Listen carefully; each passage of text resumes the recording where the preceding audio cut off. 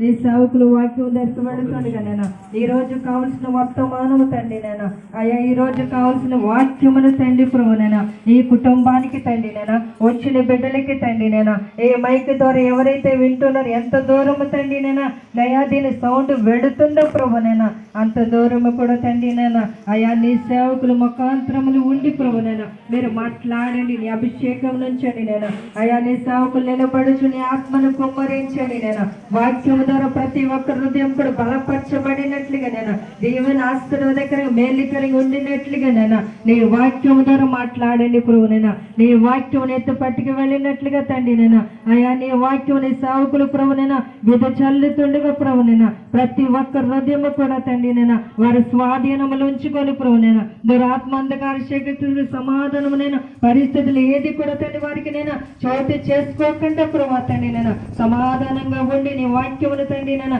అయ్యా విని గ్రహించుకొని ప్రభు మహిమాగంత ప్రభులు పొందుకోమనేస్తున్నాం తండ్రి. అందరూ కూడా మీ మీ స్థలాల్లో అలాగే వెళ్ళి కూర్చోండి.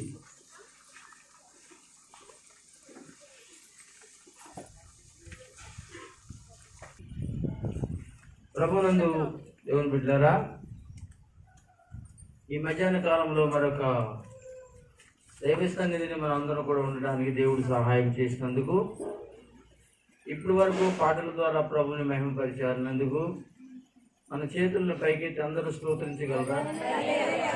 కొంచెం గట్టిగా చెప్పగలరా? ప్రియమైన దేవుని బిడ్డలారా, ఈ మధ్యాహ్న కాలం ముందు మనం ఎందుకు కూడి ఉన్నామో, దేనికి కూడి ఉన్నామో అనే విషయాన్ని జ్ఞాపకం చేసి వాక్య పరిచర్యలోనికి నేను వెళ్తాను. ఇక్కడికి వచ్చినది వారందరూ కూడా చాలా ఆసక్తిగా కూర్చున్నారు. మీ ఆసక్తి నేను ముగించే వరకు కూడా చక్కగా వాక్యం వినడానికి ఇష్టపడాలని నేను తెలియజేస్తూ, ఈరోజు మరి టేకు వెంకన్న గారు నాగలక్ష్మి వారి యొక్క కుమారుడు కోడలు అనబడిన టేకు శ్రీను, టేకు జ్యోతి వారి యొక్క వివాహ సందర్భంగా ఈ యొక్క ప్రార్థనా కూటాన్ని ఏర్పాటు చేసుకున్నారు. మరి వివాహం విషయంలో గతించినటువంటి సంవత్సరాలు దేవుడు కాపాడుకుంటూ ప్రభు ఆయన మరి భార్యాభర్తలను ఆయన రెక్కల కింద, యేసయ్య రెక్కల కింద భద్రపరిచి ఆయన సన్నిధి ఉంచి కృప అనుగ్రహించాడు.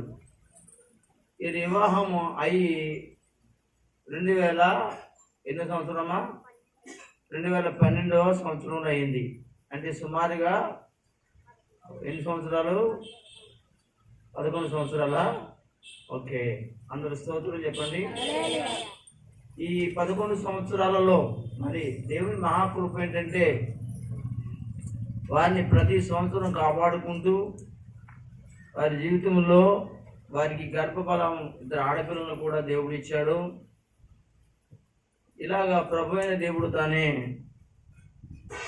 తన కృపలో భద్రపరిచి నడిపించిన ఆ దేవదేవునికి కృతజ్ఞతగా వాళ్ళు ఈ కూడిక ఏర్పాటు చేసుకుని దేవుని మహిమపరుస్తున్నారు. దేవుడు ఈ యొక్క 11వ సంవత్సరంలోనికి లేక ఈ యొక్క మరొక వివాహ సందర్భంగా నూతనమైనటువంటి మరొక సంవత్సరాన్ని దేవుడి మరి సోదరుడు శ్రీనికి, అలాగే జ్యోతి అనబడిన సహోదరికి దేవుడిచ్చినటువంటి ఈ చక్కటి ఆశీర్వదకరమైన దినాన్ని బట్టి దేవుడికి మహిమ కలుగును గాక. ప్రియమైన దేవుని బిడ్డలారా, ఇలాంటి వివాహ సందర్భాలు అనేకమని వాళ్ళ కుటుంబంలో వారి జీవితంలో రావాలని దైవ సేవకుడిగా నేను తెలియజేస్తూ, మరి ఇంతకు ముందు చదివిన 37వ కీర్తన, ఇందాక 37వ కీర్తన మనం చదువుకున్నాం, మొత్తం కీర్తన అంతా చదువుకున్నాం. ఆ కీర్తన నుంచి కొన్ని సంగతులు నేను వివరించాలని నేను అనుకుంటున్నాను. మీరు ఒకసారి బైబిల్ తెరిచి 37వ కీర్తన మీ దగ్గర పెట్టుకోండి.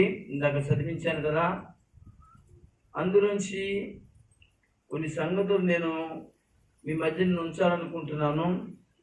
వాటిని స్పష్టంగా వివరంగా మీరు చదివితే పరిశుద్ధాత్మ దేవుడు మీతో మాట్లాడతారు.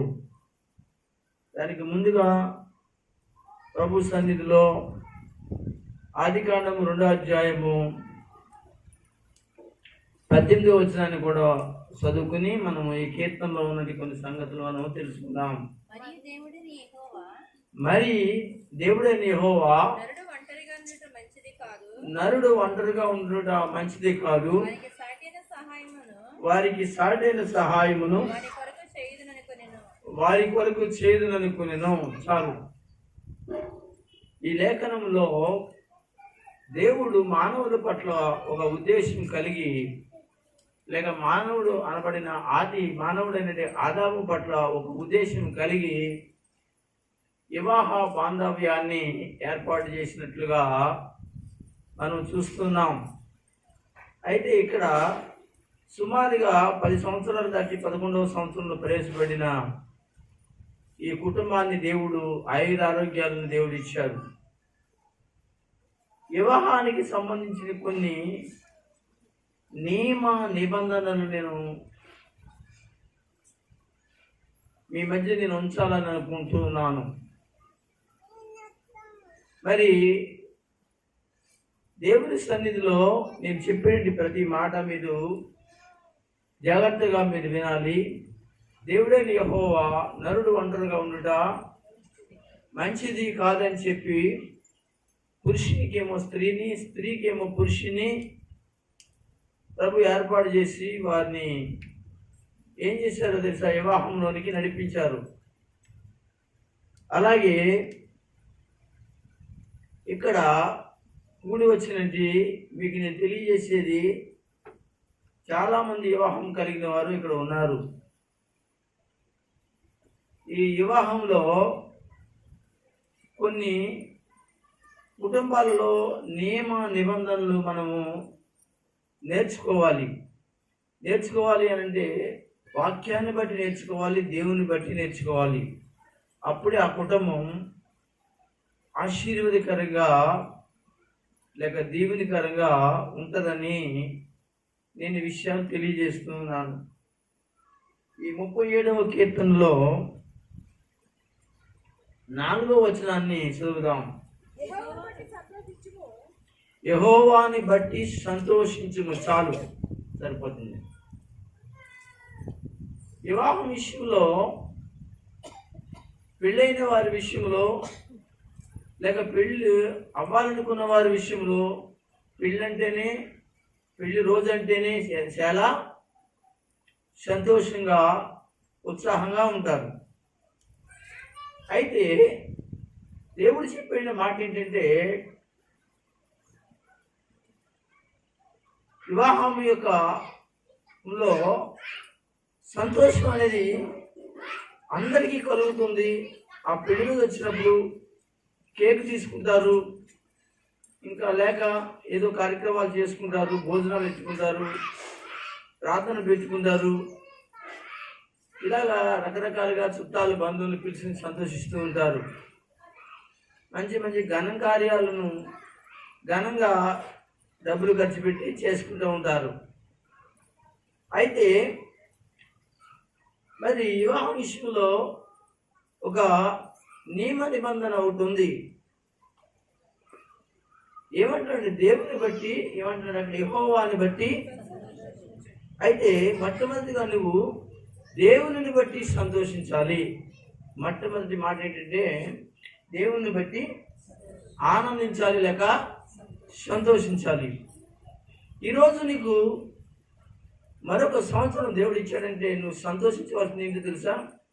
చుట్టాలు, పట్టాలు, సంఘము, లేకపోతే ఎవరో ఇలాగ ఫ్రెండ్స్, స్నేహితులు బట్టి ఆ వివాహ సందర్భంగా నువ్వు సంతోషించడం కాదు. కానీ నేను ఇక్కడ చెప్పే మాట ఏంటంటే, ఈరోజు మీకు ఇంత చక్కటి పెళ్లి రోజుని దేవుడు మీకు అనుగ్రహించి మీ మధ్యన ఉంచాడు, మీరు ఉన్నారు అని అంటే దేవుని బట్టి ఏం చేయాలి? సంతోషించాలి. సంతోషించే వారందరూ దేవుని స్తోత్రం చెప్పండి. కనుక ప్రియమైన దేవుని బిడ్డలారా, మీరు గమనించండి, నేను అంటున్నాను, ఏకు సీనుని బట్టి జ్యోతుని బట్టి నేను చెప్పేది ఏంటంటే, మీకు ఈ రోజున ఇంతమంది సంఘంలో ఉన్న విశ్వాసులు, సహోదరులు, లేక కొంతమంది బంధువులు, కుటుంబం అంతా కూడా కలిసి సంతోషిస్తున్నారంటే ఎవరిని బట్టి అని అంటే మిమ్మల్ని బట్టి కాదు, దేవుడు మీకు ఆ రోజు అనగా ఇచ్చినందుకు దేవుని బట్టి నువ్వు సంతోషించాలని తెలియజేస్తున్నాను. సంతోషించడమే కాదు కానీ, ప్రభువా నువ్వు నాకు ఇచ్చినట్టు ఈ యొక్క సంవత్సరాలు గడిచి మరొక సంవత్సరాన్ని ఇచ్చాను అంటే, నా భార్య నా ఎదుట ఉంది అంటే, నా భర్త నా ఎదుట ఉన్నాడు అని అంటే, శ్రమలో, కష్టంలో, బాధలలో, ఎన్నో పరిస్థితులలో, మరి కలిగిన ప్రతి పరిస్థితులలో దేవుడు తప్పించి నన్ను ఈ విధంగా సంతోషంగా నా భర్తతో, అలాగే నా భార్యతో అని భర్త సంతోషంగా ఉండడానికి దేవుడు కృప చూపాడని దేవుని బట్టి ఏం చేయాలి? సంతోషించాలి. అందరు గట్టిగా స్తోత్రం చెప్పండి. దేవుని బిడ్డలారా, నువ్వు సంతోషిస్తున్నావా లేదా? ప్రభు చూస్తున్నాడు.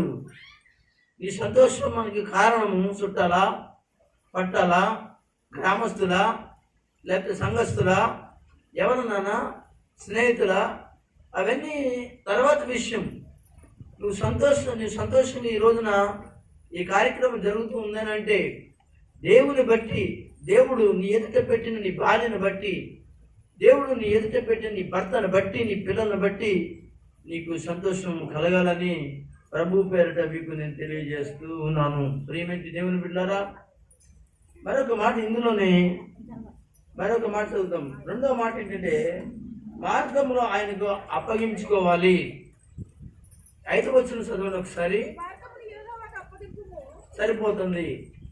నీ మార్గములను ఏం చేసుకోవాలి? ఆయనకి అప్పగించుకోవాలి. మీరు వింటున్నారా? చదవడానికి ఏముంది అక్కడ? ఆయన నమ్ముకును. అవును, ఇక్కడ ఈ వాక్యంలో 5వ వచనంలో ఆయన మార్గములు అప్పగించుకో. కనుక ఇక్కడ మనం నేర్చుకోవాల్సిన విషయం ఏంటంటే, ఈ వివాహ సందర్భాన్ని బట్టి మనం నేర్చుకోవాల్సిన విషయం ఏంటంటే, నీ మార్గాలు ఏవైతే ఉన్నాయో, నీ భార్య విషయంలోనా, నీ భర్త విషయంలోనా, లేక నీ పిల్లల విషయంలోనా, నీ కుటుంబం విషయంలోనా, లేక నీ యొక్క డ్యూటీ విషయంలోనా, నీ పనుల విషయంలోనా, ఏ విషయమైనప్పటికీ కూడా అవన్నీ కూడా నీ మార్గాల్లో ఏవైతే ఉన్నాయో ఆ మార్గాలన్నీ కూడా ఏం చేసుకోవాలంటే ఆయనకు అప్పగించుకో. ఎందుకో తెలుసంటే, గడిచిన సంవత్సరం అంతా దేవుడు నిన్నును నీ భార్యను కాపాడి భద్రపరిచిన దేవునికి నువ్వు దేవుని మార్గంలోనికి రావాలి. భార్య దేవుని మార్గంలోకి రావాలి, భర్త దేవుని మార్గంలోకి రావాలి, పిల్లలు దేవుని మార్గంలోకి రావాలి. మీ మార్గాలన్నీ కూడా ఎవరికి అప్పగించుకోవాలంటే దేవునికి అప్పగించుకోవాలి. అప్పుడు దేవుడు నీ కార్యములు ఏవైతే ఉన్నాయో, నీ పనులు ఏవైతే ఉన్నాయో, నీ యొక్క పరిస్థితులు ఏవైతే ఉన్నాయో వాటినన్నింటినీ దేవుడు ఏం చేస్తాడు? నెరవేర్చడానికి ఆయన సిద్ధంగా ఉంటాడు. ఇది వివాహంలో నువ్వు నేర్చుకోవాల్సిన విషయం ఏంటంటే అన్నమాట, దేవుడు నన్ను నా భార్యను మంచిగా ఉంచాడు, పర్వాలేదులే అని నువ్వు ఏయో మార్గాల్లో ఏయో పరిస్థితుల్లో నువ్వు ఉంటే అది దేవునికి సంతోషం కాదని ప్రభు పేరట నేను తెలియజేస్తున్నాను. దేవుని సంతోష పెట్టాలనుకుంటున్నావా? దేవుని సన్నిధిలో సంతోషంగా ఉండాలని కోరుకుంటున్నావా? అయితే దేవుడు ఏమంటున్నాడంటే, నువ్వు నా మార్గంలో నీకు నడమంటున్నాడు. నా మార్గాలను నువ్వేం చేయమంటున్నాడంటే అనుసరించమంటున్నాడు. ఆయన మార్గంలో నువ్వు అనగా అనుసరించి నడుము. అప్పుడు దేవుడు నీకు చేయవలసిన ప్రతి కార్యాన్ని ప్రభు అనుగ్రహిస్తాడు. ఇది రెండవ మాట, రెండవ నిబంధన నువ్వు చేసుకోవాలి.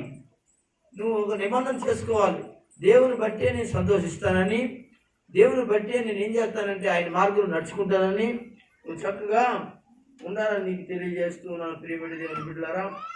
కనుక ప్రభు సన్నిధిలో నువ్వు అలాగ ప్రభు యొక్క వాక్యాన్ని వినాలని తెలియజేస్తాను. ఇంకా చదువుదాం. 7వ వచనాన్ని కూడా మనం చదువుకుందాం. మరొక మాట ఏంటమ్మా? దేవుని ఎదుట లేక యెహోవా ఎదుట మౌనముగా ఉండి ఆయన కొరకు కనిపెట్టుకున్నాము. ఏమా? తన మార్గమున వర్ధిల్ల వారిని చూసి వ్యసన పడకము. అవును. మన ఇక్కడ మొదటి లైన్ లోనే చెప్పిన మాట ఏంటంటే, ఇక్కడ ఏమంటున్నాడు పరిస్థితి? యెహోవా ఎదుట మౌనముగా నుండి ఆయన కొరకు కనిపెట్టుకో. అంటే భార్యాభర్తలైన వారు సహనము కలిగి ఉండాలి అనే విషయాన్ని దేవుడు తెలియజేస్తున్నాడు. దేవుని బట్టి సంతోషంగా ఉండాలి, దేవునికి నువ్వు అప్పగించుకోవాలి. మూడవదిగా ఏంటంటే దేవుని బిడ్డలారా, సహనము కలిగి ఉండాలి అనే విషయాన్ని సహనంతో కనిపెట్టుకోవాలి. కనుక ఈరోజు దేవుని బిడ్డలారా, సహనం అనేది సాతానుడు భార్యాభర్తలు లేకుండా చేస్తున్నాడు. ఏమంటారు? చాలా మంది కుటుంబాలు, చాలా మంది ఎక్కువ శాతం 100కి 99 మాత్రం సహనం లేకోకుండా పోతుంది. భర్తకి సహనం లేదనుకోండి, ఏమండి, కుటుంబంలో చాలా ఇబ్బంది. భార్యకు సహనం లేదనుకోండి, కుటుంబంలో చాలా ఇబ్బంది. కనుక కనిపెట్టుకోమంటున్నాడు ఆయన. ఎక్కడ కనిపెట్టాలి? సహనం రావాలంటే ఎక్కడ కనిపెట్టాలి? దేవుని దగ్గర కనిపెట్టాలి. దేవుని దగ్గర కనిపెట్టాలంటే ఇప్పుడు ఏం చేయాలి? జ్యోతి ప్రార్థనకు వచ్చి దేవుని సన్నిధిలో చాలాసార్లు ప్రార్థన చేస్తూ దేవుని దగ్గర అడుగుతూ అనేక విషయాల కొరకు కనిపెట్టుకుంటుంది. మరి స్త్రీను కూడా ఏం చేయాలి? దేవుని దగ్గరికి రావాలి, దేవుని మందిరానికి రావాలి, ఆయన సవాసంలో ఉండాలి, ఆయన సన్నిధిలో సంఘంలో కలిసి ప్రార్థన పూర్వకంగా ఉంటే ఏం జరుగుతుందంటే తను కూడా కొంత సహనాన్ని వాక్యం ద్వారా నేర్చుకోగలుగుతాడు. కనుక ఏం చేయాలి అని అంటే సహనంతో కనిపెట్టుకోవడం. దేవుని బిడ్డలారా, కొన్ని పరిస్థితుల్లో కొన్ని మాటలు భార్య చెప్పిన మాట భర్తకి అర్థము అయినప్పటికీ కూడా అర్థము లేని పరిస్థితులు సాతాను కల్పిస్తాడు. అలాగే భర్త చెప్పినప్పుడు భార్య అర్థం చేసుకోలేని పరిస్థితులు కల్పిస్తాడు సైతానుడు. అలాంటి పరిస్థితుల్లో వీరు కనిపెట్టుకోవాలి. ఎక్కడ కనిపెట్టుకోవాలి అని అంటే దేవుని పాదాల దగ్గర కనిపెట్టుకోవాలి. గట్టిగా ఒకసారి స్తోత్రం చెప్పగలరా? అలాగే చెప్పండి. కనుక ప్రియమైన దేవుని బిడ్డలారా, ఇక్కడికి వచ్చినట్టు మీ అందరికీ నేను చెప్పేది ఏమిటి అంటే చాలా అవసరం. సహనము చాలా అవసరం. ఇదొక నియమ నిబంధనలో వివాహం కలిగినటువంటి భార్యాభర్తలలో ఇదొక గొప్ప ఆశీర్వాదకరమైన విషయమని నేను మరొకసారి మీకు నేను తెలియజేస్తున్నాను. ప్రియులారా, నీకు సహనం ఉందా? లేకపోతే ఆయన దగ్గర కనిపెట్టుకోవడానికి ప్రార్థన చేయాలి. అబ్రహాము దేవుని దగ్గర కనిపెట్టుకున్నాడు. ఏమండి, ఎంతగానో తన భార్య విషయంలో సహనము కలిగి ఉన్నాడు. అలాగే భక్తురాళ్ళైనటువంటి వాళ్ళు చాలామంది బైబిల్ గ్రంథంలో స్త్రీలు ఉన్నారు. వారు సహనంతో కనిపెట్టుకున్నారు. కనుక వారు ఎంతగానో వారి కుటుంబాలను కాపాడుకున్నారు, వారి కుటుంబాలను బలపరుచుకున్నారు. కనుక ప్రియులారా, యోబు గురించి కూడా మనకు తెలుసు, చాలా సహనం కలిగి వాడిగా ఉన్నాడు. ఎందుకు అంత యోబు సహనం కలిగి ఉన్నాడు? ఎందుకు యాకోబు అంత సహనం కలిగి ఉన్నాడు? ఎందుకు అబ్రహాము అంత సహనం కలిగి ఉన్నాడు అని అంటే దేవుని దగ్గర వీళ్ళందరూ కూడా కనిపెట్టుకున్న వాళ్ళు మాత్రమే అయి ఉన్నారు. కనుక ప్రియమైన దేవుని బిడ్డలారా, వాక్యం వింటున్న మీ జీవితంలో నీకు సహనం ఎప్పుడు వస్తుంది అంటే దేవుని దగ్గర కనిపెట్టుకున్నప్పుడు మాత్రమే, దేవుని దగ్గర ప్రార్థించినప్పుడు మాత్రమే నువ్వు సహనంగా కనిపెట్టుకుని నీ కుటుంబాన్ని నువ్వు నడిపించుకునే వాడిగా ఉంటావు, నడిపించుకునే దానిగా నువ్వు ఉంటావు. నీ కాపురము నీ పిల్లలతో చాలా చక్కగా నెమ్మదిగా ముందుకు వెళ్తుందని ప్రభు పేరట మీ అందరికీ తెలియజేస్తున్నాను. దేవుని పిల్లలారా, ఇంకా ఇంకొక వచనాన్ని కూడా మనం చదువుకుందాం. ఈ 37వ కీర్తనలో 16వ వచనాన్ని కూడా మనం చదువుకుందాం. నీతిమంతునికి ఆ, కలిగినది కొంచెమైనను నీతిమంతునికి కలిగినది కొంచెమైనది బహుమంది భక్తిహీనులకున్న ఆ, ధన సమృద్ధి కంటే శ్రేష్టము. చాలండి. ఏది న్యాయముగా డబ్బు సంపాదించడం కూడా నేర్చుకోవాలి. న్యాయంగా డబ్బు సంపాదించుకోవడం కూడా నేర్చుకోవాలి. అదే చెప్తున్నాను ఇక్కడ. మన చదువు ఒకసారేమా. నీతిమంతునికి కలిగినది నీతిమంతుడు అంటే న్యాయంగా సంపాదించేవాడు అన్నమాట. న్యాయంగా సంపాదించేది సహోదరులు. కొంచెమైనను బహుమంది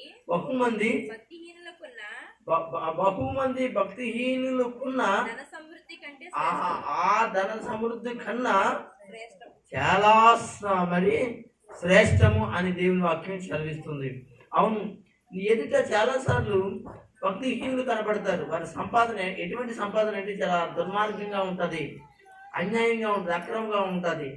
ఉన్నప్పుడు భార్య భర్తలైన వాళ్ళు ఏం చేయాలో తెలుసంటే, మనము న్యాయముగా సంపాదించుకోవడానికి మాత్రమే, న్యాయముగా బ్రతకడానికి మాత్రమే మరి అలాంటి సంపాదన చాలా శ్రేష్టమైందని దేవుని వాక్యము సెలవిస్తుంది.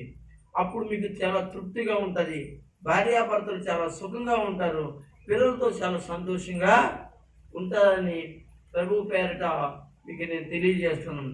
అన్యాయంగా ఎప్పుడు కూడా నువ్వు ఆలోచించవద్దు, అన్యాయంగా సంపాదించడానికి ఆలోచించకూడదు. దేవుని బిడ్డలారా గమనించండి.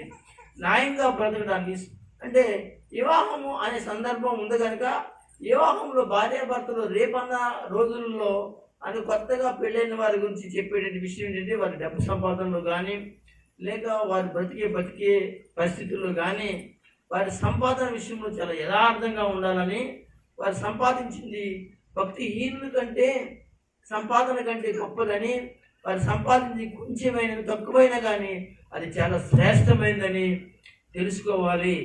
కానీ ఇప్పుడు ప్రార్థన పెట్టినటువంటి సహోదరుడు మరి చాలా సంవత్సరాల పెళ్ళయి అయితే ఇంతకు ముందు అనేక సార్లు వాడి వివాహ సంబంధమైన కార్యక్రమాలు ఎన్నో వాక్యాలు విన్నప్పటికీ కూడా ఈ యొక్క సమయంలో వారి సందర్భం కనుక ఆ సందర్భాన్ని బట్టి వాళ్ళు చాలా జాగ్రత్తగా ఉండాలి.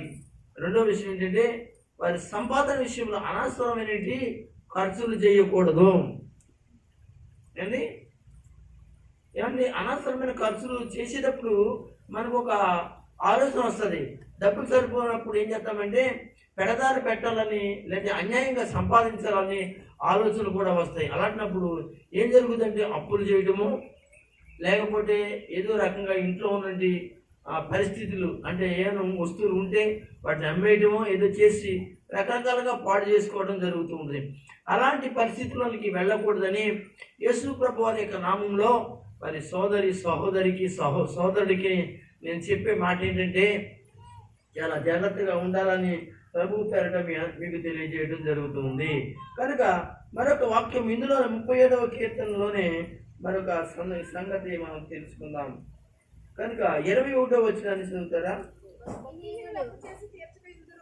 అమ్మా? భక్తిహీనులు అప్పు చేసి తీర్చుకోకుండా ఉంటారు. ఇంకొక మాట, నీతిమంతులు అనగా దాచన్యము కలిగి ధర్మము ఇచ్చుతారు. ఇక్కడ మనం ఏం చేయాలంటే, దేవుని పిల్లలు దేవుని పేరిట బ్రతికేటువంటి భార్యాభర్తలు అప్పుల విషయంలో మరి జాగ్రత్తగా ఉండాలి. అప్పు చేయకూడదు. అప్పు ఒక పాపము లాంటిది అంటండి. ఎటువంటిదండి మీకు తెలుసా? మీకు తెలిసింటే మంచిదే, ఒక తెలియకపోతే చాలా భయంకరం అండి. ఏమండి, 3 రకాల వ్యాధులు ఉన్నాయంటండి.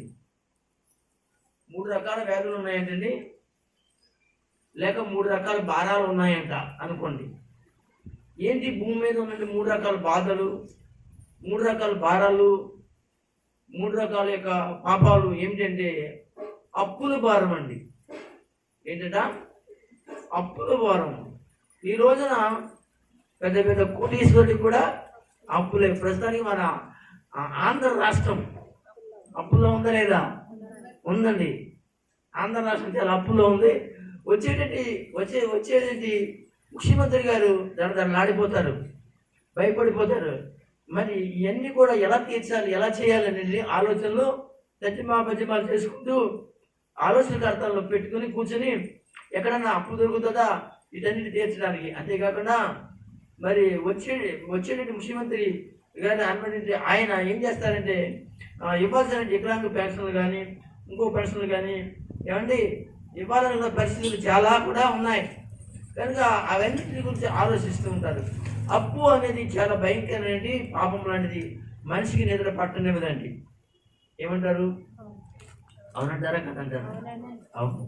నా మట్టికి నాకే ఎన్నో అప్పులు తెచ్చి కట్టాను. ఏమండి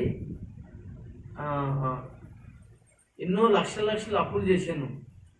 కానీ అవన్నీ తీర్చడానికి నిజంగా దేవుని మహాకృప నాకు తోడుగా ఉంది కనుక నేను తీర్చుకోవడం జరిగింది. నిజంగా మరలా నాకు ఈ బలహీనత వచ్చేటప్పటికి చాలా అప్పులు తీరిపోయినాయి కాబట్టి కొంచెం ధైర్యంగా నేను ఉన్నాను. కానీ లేకపోతే ఎలా ఉంటుందంటే నా పరిస్థితి, కనీసం ఇప్పుడు అన్ని లక్షల అప్పులండి, అన్ని లక్షలు ఎన్నని చెప్పండి. నేను అన్ని లక్షల అప్పులకి ఇప్పుడు సుమారుగా ఒక 2 లక్షల అప్పు ఉంటుందండి, అంతే, అదేం కాదు. ఏమండి కనుక గతించినది 2-3 సంవత్సరాల్లోనే సుమారుగా 10 లక్షల దాకా అప్పు తీర్చాను. అందరు స్తోత్రం చెప్పండి. ఏమండి అప్పుడు కొంచెం ధైర్యంగా ఉండేవాడిని. కొంచెం నాకు ఏ బలహీనత లేదు కనుక ఏ ఆలోచన వచ్చే కాదు.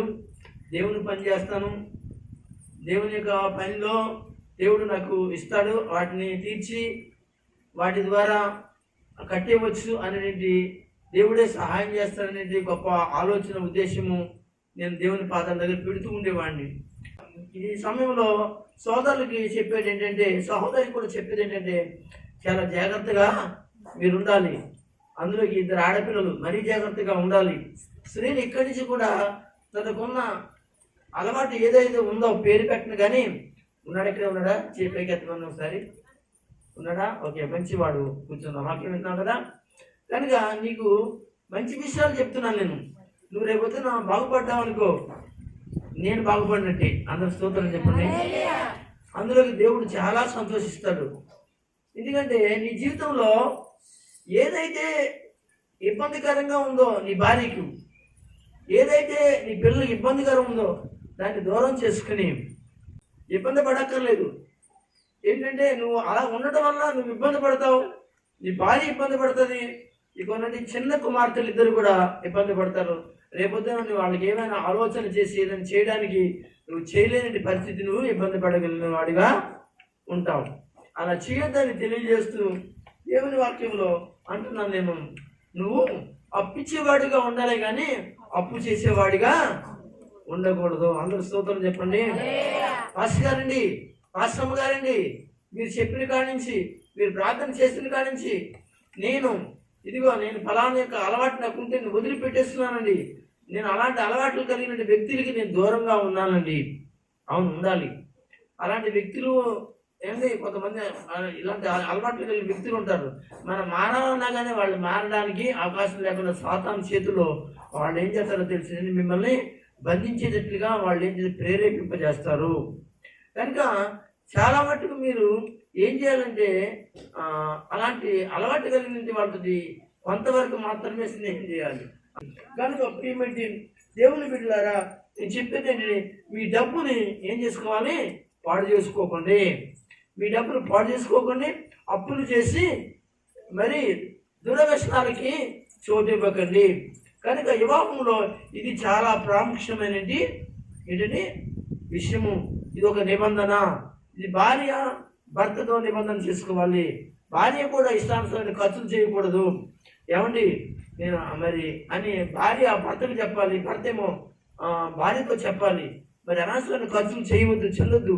పిల్లలకి ఏదైనా వస్తువులు బలపరచు, లేకపోతే అలా ఒక వస్తువు కొందాం, అలాగే ఒక బ్యాంకులో డబ్బులు వేద్దాం అని భర్త భార్య చెప్పినప్పుడు భార్య మాట భర్త వినాలి. మరి భర్త మాట భార్య విని వారు చక్కగా మరి వారు చేసుకోవాలని మీకు ప్రభు పేరిట మీకు నేను తెలియజేస్తున్నాను. ఇందులో ఇంకా కొన్ని విషయాలు మనం చదువుకున్నాం. 25 వచనాన్ని కూడా చదువుదాం. ఇందులో నేను చిన్నవాడినై ఉంటిని. నేను చిన్నవాడు ఏంటమ్మా? నేను చిన్నవాడినై ఉంటిని. నేను చిన్నవాడునై ఉంటిని, ఇప్పుడు ముసలివాడినై ఉన్నాను. ఇప్పుడు నేను ముసలివాడునై ఉంటిని. అయినను నీతిమంతులు వెలువడలేదు గాని చూడండి, నీతిమంతులు విడువబడుతుంది కానీ వారి సంతానం విడిచిపెట్టదు గాని నేను చూచి ఉండలేదు. రైతులాడు హల్లెలూయా. ఆయనే నీ సదుపాయాలను సమకూర్చివాడని నమ్మాలి. దేవుని స్తోత్రం చెప్పండి. ఏమి నమ్మాలి? దేవుడు సీను నమ్మాలి. దేవుడు నాకు ఒక మంచి సన్న క్లాస్ మంచం ఇస్తాడు, ఒక ఆశ బంగారం ఇస్తాడు. అలాగే జ్యోతి నమ్మాలి, ఒక 2 సెంట్లు స్థలం మరి దేవుడు ఇస్తాడు. ఆ యొక్క 2 సెంట్ల స్థలం మీద మంచి ఇల్లు కట్టుకుంటాను నమ్మాలి. సదుపాయాలు దేవుడు ఇచ్చేవాడు అని మనకి ఇక్కడ తెలియబడుతుంది. చదువు మళ్ళీ ఒక మాటని. నేను చిన్నవాడినై ఉంటిని. అవును, ఇప్పుడు ముసలివాడినై ఉన్నాను. ఇప్పుడు నేను ముసలోడిని అయిపోయాను. అయినను నీతిమంతులు నీతిమంతులు వెలువడలేదు గాని ఇడువబడుతూ కానీ వారి సంతానం విడిచిపెట్టదు. ఇడువబడుతూ కానీ అనే కాడ మీరు ఆలోచించాలి. దేవుడు సదుపాయములను చేయవాడని అర్థము. ఇడువబడుతూ కానీ వారి సంతానం విడిచిపెట్టదు గాని వారి యొక్క సంతానం ఆడపిల్లలైన మగపిల్లలు కానీ విడిచిపెట్టడం కానీ నేను చూచి ఉండలేదు. నేను చూడలేదు. దేవుడు సదుపాయములు సమకూర్చేవాడు. దేవునికి స్తోత్రం చెప్పండి గట్టిగా. దేవుని బిడ్డలారా, మీకు ఈ మధ్యాహ్న కాలంలో చెప్పేది ఏంటి తెలుసా? ఆయన సదుపాయాలు మీకు చేస్తుండగా ఆ సదుపాయాలను మీరు సమకూర్చుకోవడానికి దేవుని పాదాల దగ్గరికి వెళ్ళాలి, దేవుని ఎదుటికి వెళ్ళాలి, దేవుని పాదాల దగ్గర అడగాలి. ప్రభు, నాకు ఫలాని యొక్క సదుపాయం లేదు నాయన. బట్టల సదుపాయం లేవా పిల్లలకి? బంగారం సదుపాయం లేవా? ఇల్లు సదుపాయం లేదా? డబ్బు సదుపాయం లేదా? ఇలా ఏదైనా కావచ్చు. దేవుడు ఏమండి సదుపాయములు చేయవాడు అనే విషయాన్ని మీరు మర్చిపోయి ఏమండి కనుక మీ ఇష్టానుసారంగా ఉండటం మంచిది కాదని ప్రభు పేరట మీ అందరికీ తెలియజేస్తున్నాను. Praise the Lord. హల్లెలూయా. ఇందులో 27వ వచనం కూడా చదువుకుందాం. కీడు చేయటం మాని మేలు చేయము. అప్పుడు నీవు నిత్యము నిలుచుదువు. ఎంత చదువుతున్నారు? 27 చదువుతున్నారా? 23 చదవండి. ఒకరి నడత యెహోవా చేతనే స్థిరపరచబడును. ఒకరి నడత యెహోవా చేతనే స్థిరపరచబడును. బడును. ఆగుదాముగా. నిన్ను ఆయన నడిపించడానికి ఆయన అనుమతికి నువ్వేం చేయాలో తెలుసంటే సిద్ధపడాలి అనే విషయాన్ని వాక్యం సెలవిస్తుంది. నువ్వు స్థిరపడాలి అని అంటే అది భర్త అయినా భార్య అయినా కుటుంబంలో పిల్లలైనా స్థిరపడాలంటే మీ నడత ఎవరి చేత స్థిరపరచబడుతుంది? యెహోవా చేత స్థిరపరచబడుతుంది. మరి యెహోవా చేతిలో ఉండాలి కదా, యెహోవా చేతిలో మరి నడిపించబడాలి కదా. నడిపించబడమని దేవుని వాక్యము సెలవిస్తూ ఉంది. ఇంకా కొంచెం ముందుకు వెళ్దాం. 37వ కీర్తనలోని 37వ వచనం చదువుదాం. యథార్థవంతము చూడము. సమాధానపరచువంతుది సంతతి నిలిచిన గాని సమాధానపరిచి వారి సంతానము అదే అనమాట అండి. ఇక మరొక మాట ఏమిటంటే సమాధానము అనేది దాని విషయంలో దృష్టి పెట్టాలి. భార్యాభర్తలు సమాధానంపై దృష్టి పెట్టాలి. అప్పుడే కుటుంబం చాలా సంతోషంగా వెళుతుంది. అప్పుడే సంతోషంగా సమాధానముగా వెళుతుంది, సమాధానంగా ఉంటుంది. అంతవరకు కూడా వెళ్ళదండి. కనుక దాని మీద దృష్టి పెట్టేవాడు ఏమండి దేవుని సన్నిధిలో సమాధానకరంగా ఉంటారు, కుటుంబంలో సమాధానకరంగా ఉంటారు, ప్రజల్లో సమాధానకరంగా ఉంటారు, బంధుమిత్రుల్లో సమాధానకరంగా ఉంటారు, అన్నదమ్ముల్లో సమాధానకరంగా ఉంటారు. భార్య సమాధానకరంగా ఉండాలి, భర్త కూడా సమాధానకరంగా ఉండాలి. వీరిరువురు కూడా వారి దృష్టి అంతా కూడా ఎప్పుడు చూసినా సమాధానం కొరకై కనిపెట్టాలి. దేవుని స్తోత్రం చెప్పండి. సరే, ముందుకు వెళ్ళిపోదాం. మరొక మాటతో మనం ముగించుకోవడానికి ఇష్టపడదాము. సమయం కూడా చాలా అవుతుంది కనుక దేవుని బిడ్డలారా గమనించండి. సామెతల గ్రంథము, ఒకసారి సామెతల గ్రంథం చూద్దాం. 11వ అధ్యాయము 14 వచ్చి చదువుదాం. నాయకులు లేని జనులు నాయకులు లేని జనులు అనండి రావుదాం. దైవ సేవకులు లేని జనులు, దైవ సేవకులు లేని యొక్క విశ్వాసులు అని పెట్టుకోండి. చదవండి. నాయకులు లేని జనులు చెడిపోదురు, ఆలోచనకర్తలు ఆలోచనకర్తలు అనేకులుండుట రక్షణాకరము. అవునండి. అంటే మరొక నిబంధన ఏంటంటే ఇక్కడ మనం చదువుకునే వాక్యంలో దైవ సేవకుల యొక్క సలహా మేరకు దైవ సేవకులు సంపాదించాలి. భార్య భర్త అన్యుడనుకోండి, భార్య విశ్వాసి. విశ్వాసి అయిన భార్య ఏం చేయాలి? తన భర్తను అంటి పెట్టుకుని ఎవరి దగ్గర రావాలి? పాస్టర్ గారి దగ్గర రావాలి. లేకపోతే ఇంటికి ఎప్పుడైనా పాస్టర్ గారు వచ్చినప్పుడు తర్వాత దగ్గర కూర్చోబెట్టి పరిస్థితులు ఏమి ఉంటే మాట్లాడుతున్నప్పుడు నాకు అర్థమవుతుంది, మాకు అర్థమైనప్పుడు అది చెప్పడం జరుగుతుంది. అప్పుడు దైవ సేవకులు ఏం చేస్తారు? సలహా ఇస్తారు. ఆ భర్తకైనా సలహా ఇస్తారు. అదే భర్త యేసు ప్రభువుని నమ్ముకున్నాడు అనుకోండి, భార్య ఇంకా మారలేదనుకోండి, భార్య విషయంలోన అంటే భార్యాభర్తలైన వాళ్ళు ఎవరైతే అన్యులుగా ఉంటారో లేక వారు ఏం చేయాలంటే దైవ సేవకుల యొక్క సలహా మాత్రం తీసుకోవాలి. మేము ఇది చెయ్యాలా చెయ్యక్కర్లేదా? ఈ వరకండి ఇప్పుడు లేదులేండి, ఇప్పుడు మానేశారులేండి. సంఘస్థులు కొంతమంది ఈ వరకు ఏది చేయాలన్నా పాస్టర్ గారిని సలహా అడిగి చేసేవారండి. ఏం చేసినా అది భర్త అయినా భార్య అయిన ఇప్పుడు అక్కర్లేదు. ఇప్పుడు ఎవరు కూడా లేదు, ఎవరు చేయట్లేదండి. ఏమండి ఏమి ఇది చేయమంటారా, ఇది చేయొద్దంటారా, ఇది కొనమంటారా, ఇది కొనొద్దంటారా? అందరు స్తోత్రం చెప్పండి. ఈ పరిస్థితిలో చాలా మంది సేవకులు అంటే నేననే కాదు, చాలా మంది సేవకుల్ని సంఘస్థులు వారి యొక్క సేవలో ఉన్నటువంటి సేవకులు అలాంటి పాస్టర్ గారితో పని ఏంటి, పాస్టర్ గారితో చెప్పాల్సిన అవసరం ఏంటి, మా డబ్బు మా ఇష్టం మా పరిస్థితులు అని అనుకుంటున్నారు. మంచిదేనండి, కానీ ఒకటి మాత్రం మీరు మర్చిపోకండి, మీరు ఆ స్థితిలోకి రావడానికి గల కారణము మర్చిపోతున్నారు. దైవ సేవకుడు అన్నమాట మీ పరిస్థితిలో అంతగా ఒక వ్యక్తి పైకి ఉండడం గల కారణము పాస్టర్ గారు ప్రతిరోజు ఏడ్చాడని, ప్రతిరోజు పాస్టర్ గారు ఏడ్చిందని, ప్రార్థన చేసిందని, దీవించిందని, ఆశీర్వదించాడని పాస్టర్ అని మాట మర్చిపోయి నువ్వు జీవిస్తున్నావు కనుక దయచేసి అలా చేయొద్దు. ఇక్కడ ఏముందంటే చదువుదాం. అదే నాయకులు సేవకులు లేని యొక్క ప్రజలు ఎవరైతే సంఘం ఎవరైతే ఉన్నారో వాళ్ళు ఏమైపోతారు? చెడిపోతారు. మరి ఆలోచన చెప్పే సేవకులు ఉండటం వలన ఏం జరుగుతుందో తెలుసా?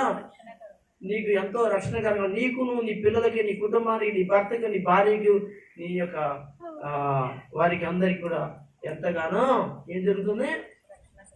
రక్షణకరంగా ఉంటుంది, కాపుదల ఉంటుంది. వాళ్ళు చెప్తారు, అమ్మా మీరు ఇలా చేస్తున్నారు, ఇది చేయకూడదు, ఇది చేస్తే మీకు మేలు అవుతుంది, ఇది చేస్తే మీకు ఇబ్బంది అవుతుంది అనే విషయాలను చెప్పడం జరుగుతుంది. కనుక ప్రియులారా ఆలోచించండి, సంఘస్థులారా అందరు స్తోత్రం చెప్పండి. మరలా చెప్తున్నాను, మీ అవసరతను నేను తీర్చలేను. దేవుడే మీ అవసరతను తీరుస్తాడు. కనుక నేనైతే దైవ సేవకుడుగా, దైవ సేవకురాలుగా మాతో చెప్పినవన్నీ కూడా ఏం జరుగుతుంది అనగా ప్రార్థన జరుగుతుంది. ప్రార్థన చేస్తాం, తరపు సహాయం చేస్తాడు. అది దైవ సేవకులు చెప్తే ఎవరికి చెప్పినట్టు? దేవుడికి ఎలా చెప్పినట్లయితే వాళ్ళు ప్రతిరోజు దేవుడికి చెప్తారు. ఎవరు చెప్తారు? దైవ సేవకులు దేవుడికి చెప్తారు అనమాట. అందుకనే మీరు అనమాట దైవ సేవకులకి సలహా తీసుకుంటే పలానా రోజున, పలానా చోట్ల, పలానా పరిస్థితిలో, పలానా సహోదరుడు అనమాట పలానా విషయంలో వాళ్ళ అబ్బాయి కొరకు, వాళ్ళ అమ్మాయి కొరకు, లేకపోతే వాళ్ళ పలానా రోడ్డు కొరకు చెప్పారు ప్రభువా అని మేము ప్రతిరోజు కూడా జ్ఞాపకం చేస్తున్నాం. అవసరమైతే కూర్చున్నప్పుడు కూడా తెలుస్తూనే ఉండి ప్రార్థన చేస్తున్నాం. దేవుని స్తోత్రం చెప్పండి. కనుక ప్రియమైన దేవుని బిడ్డలారా, నేను ముగించడానికి సిద్ధపడుతుండగా ఆఖరిగా ఇందాక ఫస్ట్గా తీసిన ఒక వాక్య భాగం ఏంటి? ఆదికాండము 2:18 చదవండి. మనం ముగించుకుందాం. నీ దేవుడైన యెహోవా నరుడు ఒంటరిగా ఉండటం మంచిది కాదు, వానికి సాటిన సహాయమును వారి కొరకు చేయుదనుకొనెను. Praise the lord. ఏమండి, ఈ విధంగా భార్యాభర్తలను దేవుడు జతపరిచినప్పుడు కొన్ని నిబంధనలు దేవుడు ఇచ్చాడు. ఆ నిబంధనలు ఏమిటి అంటే దేవుని తో దేవునిలో ఆనందించాలి. ఇంకొక మాట ఏంటంటే అలాంటి మార్గాలన్నిటికీ ఆయనకి అప్పగించాలి. ఇంకేం చెప్పాం అనగా సహనము కలిగి ఉండాలని చెప్పాం. ఇంకోటి ఏం చెప్పాం అనగా డబ్బు విషయంలో న్యాయంగా ఉండాలని కూడా చెప్పాం. ఇంకా కొన్ని విషయాలు నేను చెప్పాను. అప్పుల విషయంలో జాగ్రత్తగా ఉండాలి అని చెప్పాం. ఇంకేంటి సదుపాయాల విషయంలో దేవుడు చేస్తారని కూడా చెప్పాను. ఇంకా చెప్పాను. ఇంకేం చెప్పాను ఏమండి, సమాధానకర విషయంలో అన్నమాట దృష్టి ఉంచాలని కూడా చెప్పాను. ఈ విధంగా అనేక దైవ సేవకులతో ఏం చేయాలి, మీ సలహాను మీరు పాటించాలి, చక్కగా చేయాలి, చెప్పాలి. ఈ విధంగా ఉండి ఆశీర్వాదం పొందాలని ఈ కుటుంబంలో ఉన్నది సహోదరి జ్యోతి స్త్రీలకు, అలాగే ఇక్కడికి వివాహమైన ప్రతి ఒక్కరికి, వాక్యం ఉన్న పరిసర ప్రాంత బిడ్డలందరికీ ప్రభు ఈ విధంగా వారి సహాయం చేయాలని, వారు అలా నడవాలని వారు కోరుకున్నట్లయితే దేవుడు మరి నియమ నిబంధనలో మరి వారు ఉండాలని తెలియజేస్తూ ఈ వాక్యమును ఇంతటితో ముగించడం జరుగుతుంది. దేవుడి మాటలు మన ఇంటిలో దీవించి ఆశీర్వదించును గాక. ఆమేన్.